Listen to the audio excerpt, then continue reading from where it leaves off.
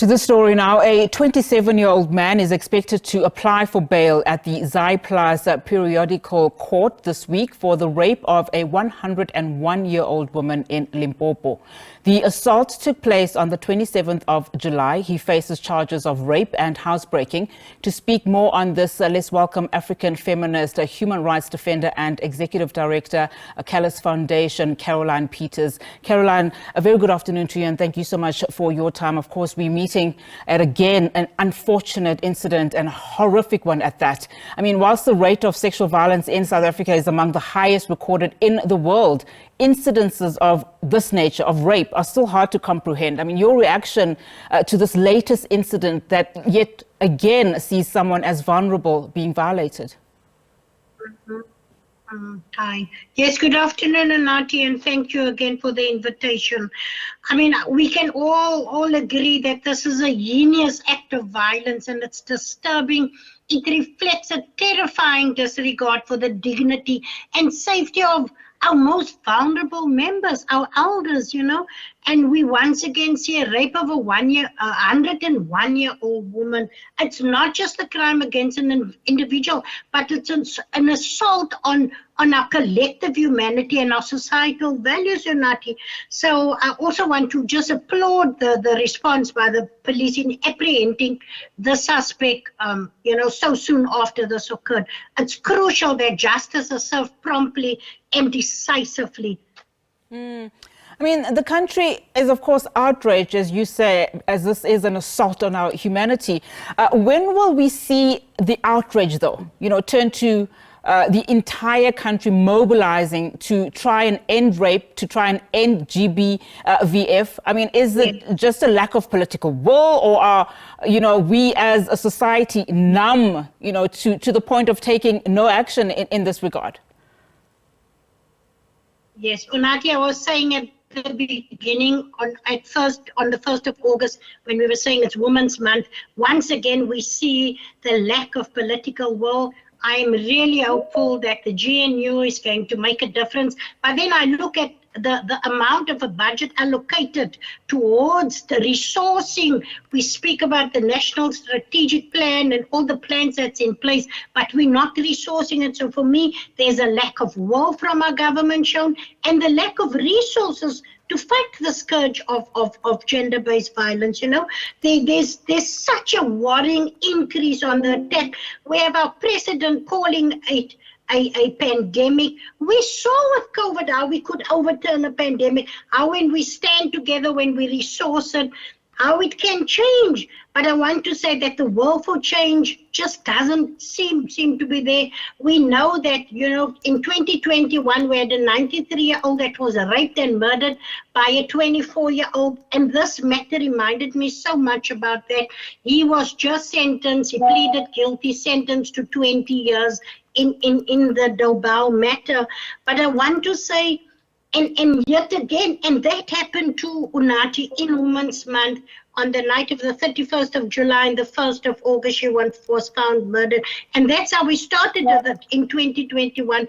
And once again, we see femicide, we see, and the most vulnerable members is our elders. I feel we should feel appalled. We should feel ashamed as a nation. We should be hanging our heads in shame. If we look at the gender-based violence and the perpetration thereof to our most vulnerable, Unati. Caroline, I want us to just turn our focus back to this latest case. 101 years old. We've seen a case in this country of a 9-month-old baby being raped. That is still a scar to many of us, dealing with this and having had reported on that particular case. And we also know that healing from trauma of abuse can be a prolonged process spanning several years.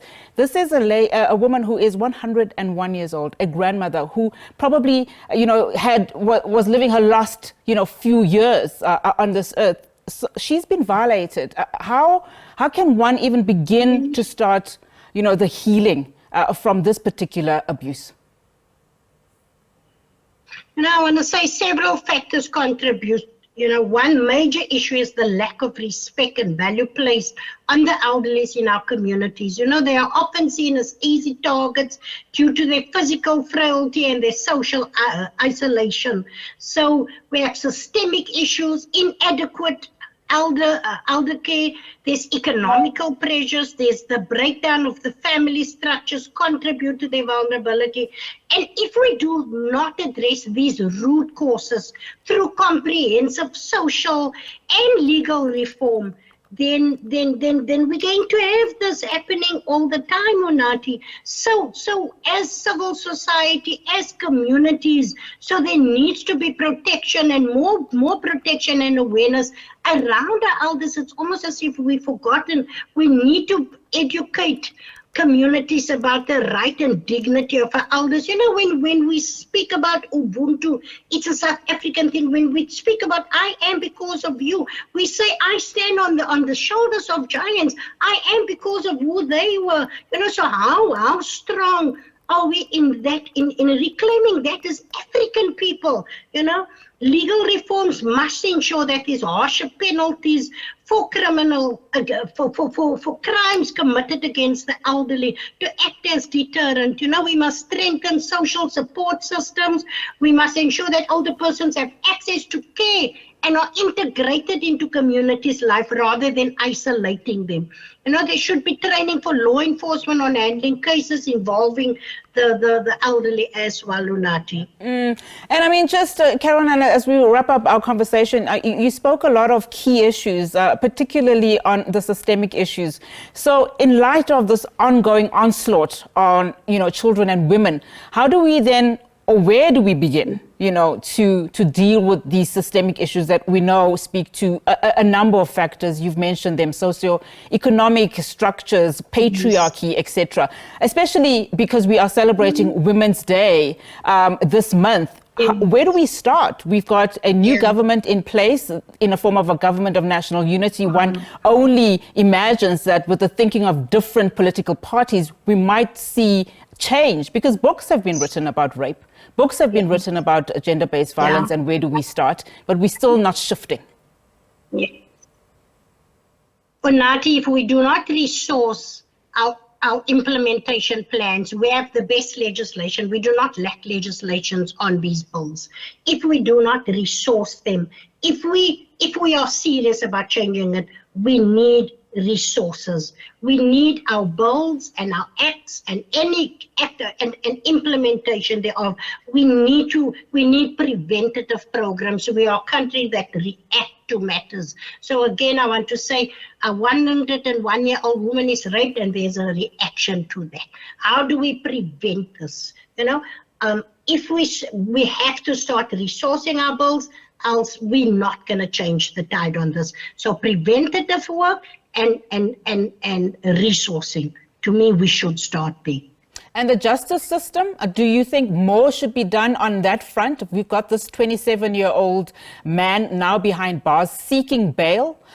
You know, what should be happening there in terms of this collective, you know, a process of trying to find justice for these women, these children that are being raped? In Nati swift justice, I want to say we see already the court is at a stage where where matters is being postponed to 2025.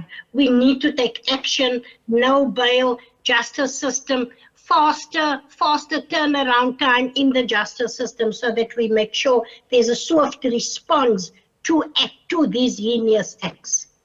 And the work that you do, particularly on these matters, just take us into your world. I mean, what are some of the stumbling blocks that you are meeting? I'm just looking at the outrage, you know, even on social media on this particular case. It's nothing new. We've seen it before. And as I mentioned, a 9-month-old baby being raped. We were outraged, but we're not turning that outrage into something that will translate in us at least curving and not being named as one of the raping capitals of the world. What are you seeing, and how can you bring us into your world for us as citizens to start actually paying attention and doing something about it? Unati, we have been speaking since 2018. I think I spoke to you the first time, the year of Uyineni and all the other femicides and lots of other matters, the year of total shutdown, etc. Nothing has changed. We have seen an increase in this. So we've seen now, even with the femicide matter, Rosalind that was murdered by a husband. So we see. And then there's an outrage, and then there's nothing. So for us that works in the sector, for me, we see the client. So from the first time it happens, right now in our office, Rosalind's children is being counseled, and it's a boy and a girl of 12 and 10 years old. You know, so there's the outrage after the event, and then nothing happens. And so it's in the media, and I think also the media plays a role in this, Sunati. I want to say that we need more media attention on these matters. So a typical day would be, and we see how the president stands up and say there's not going to be any bail for rapists or the ministers, etc. And the next thing we come to court and a rapist is granted bail of 1,000 rand. And so it's almost as if I have seen how activists even get burnt out, get tired. We are tired of saying the same things over and over. It is as if, you know, we walk into brick walls. It is tiring, but you know, someone said to me the other day, please never stop raising your voice regarding this. But there's a few of our voices, and we become the unpopular persons. We become and we call them men haters, and it's not that either. You know, it's about, how do we continue to keep this conversation on the agenda, and how do we bring it into our households, Unati? That's where it's going to start. When me and you as mothers raise our children differently, when we speak about socialization and patriarchy, systemic things, how are we going to bring change to that? Caroline, thank you so much for the work that you do, and of course, just commending the, the police and also the community following this swift arrest of this 27-year-old. Thank you so much. That was a difficult one. African feminist, human rights defender, and executive director, Callas Foundation Caroline Peters. Of course, this 27-year-old man is expected to appear in court and, of course, apply for bail after the rape of a 101-year-old woman in Limpopo.